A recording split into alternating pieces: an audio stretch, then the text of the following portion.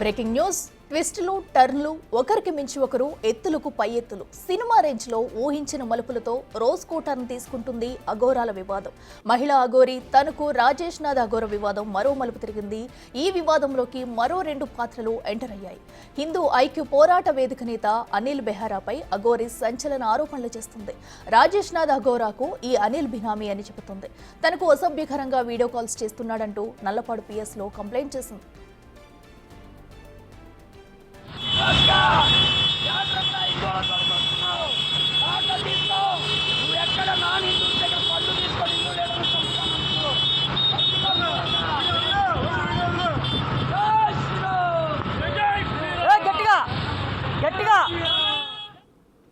అఘోరి ఆరోపణలకు కౌంటర్ ఇచ్చారు అనిల్ బెహారా. అఘోరి అసలు హిజ్రానే కాదని చెబుతున్నారు. ఓ యూత్తో ప్రేమాయణం నడిపిస్తున్నారని ఆరోపిస్తున్నాడు.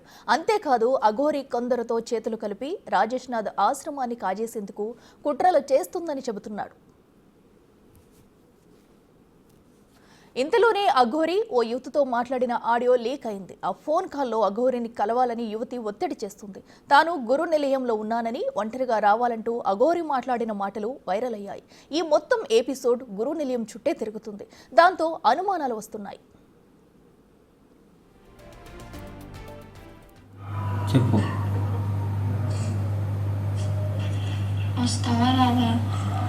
దేనికి? ఎక్కడున్నావు? వస్తున్నా. చెప్పు, ఎక్కడున్నావు?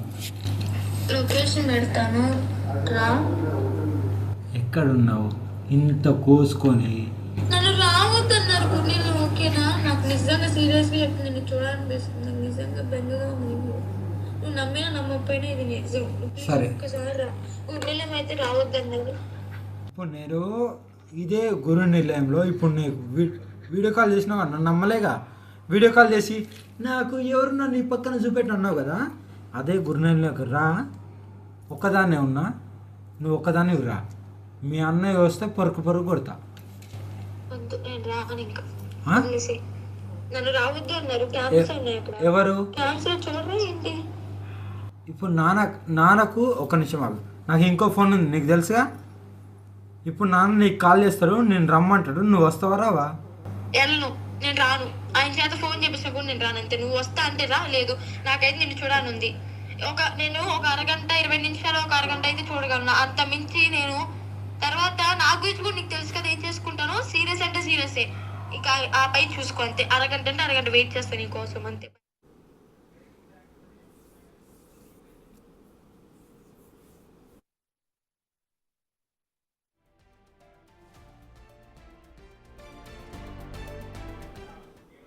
ఇదే అంశానికి సంబంధించి మరింత సమాచారం మా ప్రతినిధి సాయి శంకర్ అందిస్తారు. సాయి శంకర్, చెప్పండి. మనం చూస్తున్నాం, అటు అఘోరి అయితే యువతికి కాల్ చేసి కూడా మాట్లాడడం, ఆడియో కూడా వింటున్నాము. దీని పట్ల అయితే అనిల్ బెహారా కూడా ఒకరిపై ఒకరు పలు విమర్శలు కూడా చేసుకున్నది చూస్తున్నాం. అసలు ఈ మొత్తం ఎపిసోడ్లో ఏం జరిగింది? పూర్తి డీటెయిల్స్ ఏంటి? ఇలా ప్రస్తుతం మహిళా అఘోరి, అదేవిధంగా తనకు సంబంధించినటువంటి రాజేష్ నాథ్ జీ అఘోరికి సంబంధించినటువంటి వివాదం రోజు రోజుకి ముదురుతుందనే విధంగా చెప్పొచ్చు. అక్కడ ఉన్నటువంటి పరిస్థితులు గుంటూరుకు చేరాయి. ఇప్పుడు అక్కడి నుంచి గుంటూరుకు వచ్చినాయి. గుంటూరులో నల్లపాడు పోలీస్ స్టేషన్లో ఈ అంశానికి సంబంధించి కేసులు కూడా నమోదవుతున్నటువంటి పరిస్థితి ఉంది.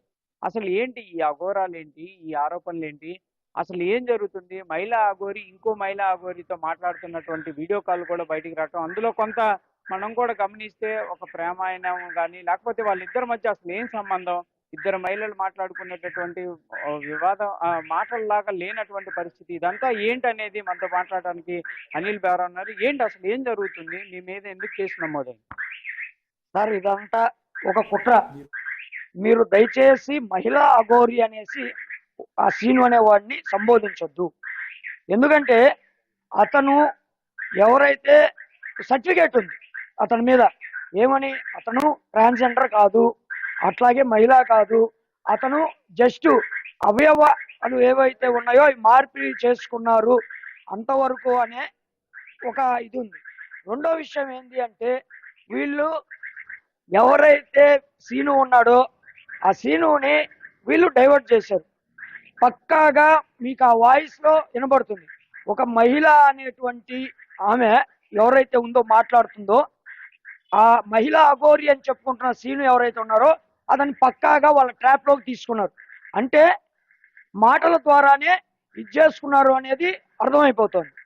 కారణం ఏంటి అంటే ఈ అమ్మాయి ఎవరైతే మాట్లాడిందో ఈ అమ్మాయికి సంబంధించి అన్న అని ఒకడు ఉన్నాడు, విష్ణు వాడి పేరు. ఆ విష్ణు అనే వాడి గురించి వీళ్ళిద్దరు అన్నా చెల్లెళ్ళని తిరుగుతూ ఉంటారు. వీళ్ళవి ఇన్స్టాగ్రామ్స్ కానీ ఏదైనా చూడండి, వీళ్ళు ఇంత లగ్జరీ జీవితాన్ని గడుపుతున్నారు అంటే, ఇంత లగ్జరీ చేస్తున్నారు అంటే ఆ విష్ణు అనే వాడి పేరు మీద అనేక 420 కేసులు ఉన్నాయి. వాడు కేసుల చుట్టూ తిరుగుతున్నాడు ఇల్లీగల్. అఘోరి ఏంటి అసలు మీరు అన్నట్టు నిజంగా ట్రాన్స్జెండర్ కాదని మీరు ఆరోపిస్తున్నారు. ఏంటి ప్రూఫ్లు ఏంటి అసలు? ఆమె అఘోరీనే అని చెప్తుంది, నేను అక్కడ ఉపాసన పొందాను అనే విధంగా వాళ్ళ గురువుల పేర్లు కూడా చెప్తుంది. అసలు ఈ వివాదాలు ఏంటి? ఎవ్రీడే ఒక చోటకి వెళ్ళటం, వివాదం చేయటం, ఏంటి ఇదంతా ఎట్లా? సార్ మీడియా స్టంట్, ఎక్స్పోజ్ అవ్వాలి. ఎక్స్పోజ్ అవ్వడం కోసం ఏదో ఒక స్టంట్ చేయాలి. రోజు ప్రతి ఒక్కళ్ళకి హిందుత్వాన్ని అడ్డం పెట్టుకొని మేము పోరాడుతున్నామని చెప్పుకుంటూ ఒక ఈ సోషల్ మీడియాలో మార్కెటింగ్ చేసుకుంటూ డబ్బులు సంపాదిస్తూ ఉన్నారు.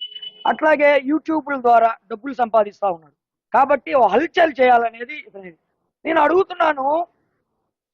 2014 ముందు కావచ్చు, అయోధ్య ఉద్యమం కావచ్చు, ఈ మూమెంట్ లో ఎక్కడైనా ఈ చెప్తున్నటువంటి అఘోరి పేరు చెప్పుకుంటున్నటువంటి సీన్ గాడు ఉన్నాడా?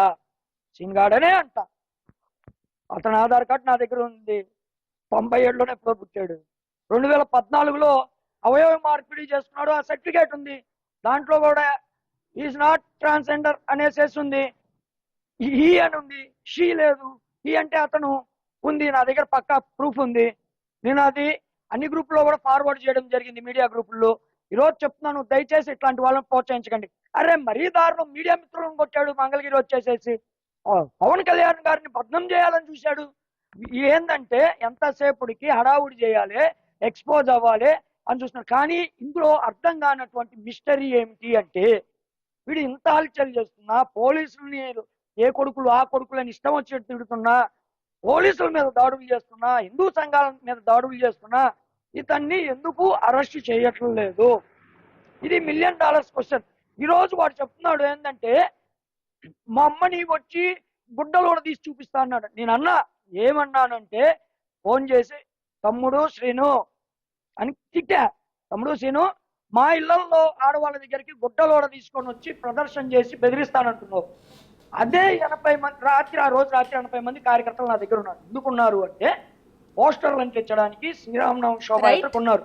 అదే టైంలో వీడి అనుచరుడు ఎవరైతే ఇందాక ఒక అమ్మాయి మాట్లాడిందే, చెప్పండి ఏంటి సనాతన ధర్మతో ఇదంతా ఏంటి? ఇదంతా కూడా సార్ సనాతన ధర్మానికి చీడ పురుగులు పెట్టినట్టు వచ్చారు. ఖచ్చితంగా చెప్తున్నాం, హిందూ సమాజంలో నాయకుల పేరు చెప్పుకోవడం కాదు, మేము ధర్మం కోసం పోరాటం చేసినటువంటి వాళ్ళు. మేము ఈ ధర్మం కోసం పోరాడుతున్నాం. మళ్ళీ చెప్తున్నాం, చీడ పురుగులు ఏరేస్తాం. ఎన్ని కేసులు అయినా పెట్టుకోండి. ఈరోజు 97 నుంచి ఇదే పనిలో ఉన్నాం. అనేక రకాల కేసులు అయ్యి అనేక రకాలుగా జైల్లో ఉన్నాం. ఓన్లీ ధర్మం కోసం మాత్రమే. చీడ పురుగులారా చెప్తున్నాం. ఈరోజు హిందూ సమాజం ఒక తాటి మీదకి వస్తుంది.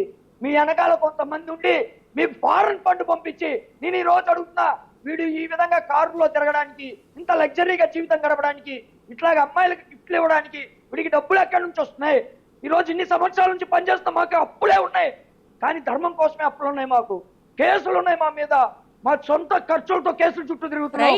చెప్తున్నాం, చెడ పురుగులారా ఏరేస్తాం, ఒక్కొక్కడిని ఏరేస్తాం. ఇది ప్రధానంగా అట్లా మనం చూడొచ్చు క్లియర్గా.